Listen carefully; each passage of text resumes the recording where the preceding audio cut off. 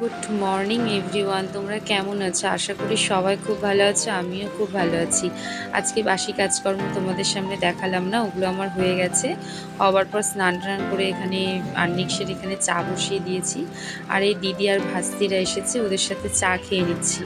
আর এখানে এক দিদি আর এক নাতি বসে আছে, ওদের সাথে গল্প করছি, জামাইবাবু আছে, গল্প করছি। তো এনারা হচ্ছে আমার জায়ের হচ্ছে পিসির মেয়ে, ওরা এসেছে। আর এখানে হচ্ছে আমি দুপুরে রান্নার জন্য মানে বড়ি ভাজতেছি, কারণ দুপুরে রান্নাটা আজকে আমি তাড়াতাড়ি বসিয়ে দিয়েছি, কারণ আমাকে হচ্ছে এক জায়গায় যেতে হবে। আর তোমরা তো জানোই যে আমার শাশুড়ি মা নিরামিষ খায়, তো ওনার জন্য হচ্ছে আমাকে তাড়াতাড়ি আগে নিরামিষগুলো করে নিতে হয়, তারপরে আমাদের মাছের পাখি রান্না করতে হয়। আর মিক্সিটা রাখার আমার রান্নাঘরে জায়গা নেই বলে আমি হচ্ছে এখানে বোর্ড আছে, বোর্ডের এখানে এসে আমি মশলা করতে হয়। আর এখানে হচ্ছে মা আর কি মায়ের জন্য হচ্ছে তরকারিটা ফটাফট করে নিচ্ছি। তরকারিটা হয়ে গেল, আমি ঢেলে নিলাম। আর এখানে হচ্ছে আমি টমেটো আর হচ্ছে ফুল দিয়ে একটু টমেটোর চাটনি করবো, যেটা আমার শাশুড়ি, আমার ভাসুরের ছেলে আর আমার ছেলে প্রচুর ভালোবাসে। আর তোমাদের দেখানো হয়নি, আমার মুসুর ডালটা সিদ্ধ হয়ে গেছিলো, তো মুসুর ডালটা এখন আমি সাঁতরে নিচ্ছি।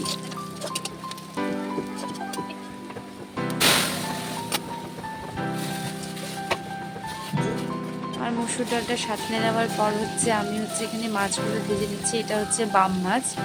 আর আর এখানে হচ্ছে শাশুড়ি মা বাজারে এনেছিল, সেগুলো মানে বানিয়ে দিচ্ছিল।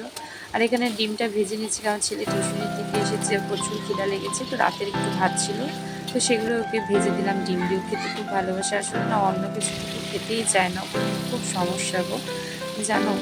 তো এখানে হচ্ছে মাছগুলো আমি ভেজে নিচ্ছি, আর সেটা তোমাদেরকে আর দেখানো হলো না।